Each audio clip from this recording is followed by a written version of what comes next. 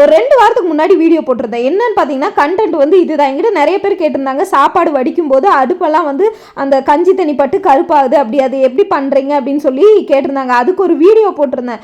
அதுக்கு வந்து பார்த்தீங்கன்னா, அது லட்ச வியூஸ் போச்சோ இல்லையோ, கமெண்ட்ல வந்து எல்லாரும் கம்பு சுத்திட்டு இருந்தாங்க. என்னன்னு பார்த்தீங்கன்னா, லட்ச வியூஸ் போனது மட்டும் இல்லாம, ஏம்மா எங்களுக்கு வந்து சோத்து வடிக்க தெரியாதா? நீ தான் சொல்லி தரணுமா? நான்லாம் 25 வருஷம் சோத்து வடிக்கிறேன்னு சில பேர் நல்ல விதமாகவும் கமெண்ட் பண்ணியிருந்தீங்க. தட்டு வச்சு மூடாமல் வடிங்க அப்படின்னு சொல்லியிருந்தேன். அதே மாதிரி பெரிய பாத்திரத்தில் வடிங்க அப்படின்னு சொல்லிட்டு, ஆக்சுவலி வந்து இந்த பாத்திரம் தான் எங்கள் வீட்டில் இருக்குது, சாப்பாடு வடிக்கிறதுக்காகவே தான் இது வச்சுருக்கேன். அதனால் எனக்கு இது குவான்டிட்டி அதிகமாக இருக்கும்போது எனக்கும் கஞ்சி சிந்தத்தான் செய்து இந்த மாதிரி தொடச்சி விட்டுட்டா பெருசாக வந்து வராதுங்க.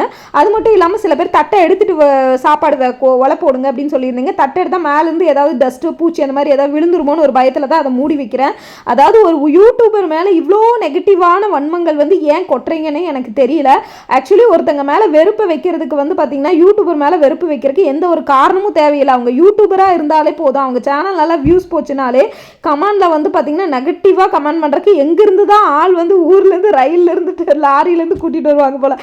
அப்படி வந்து நெகட்டிவான கமெண்ட் வந்துடுச்சு. எனக்கு இது காமெடியாக தான் இருந்துச்சு.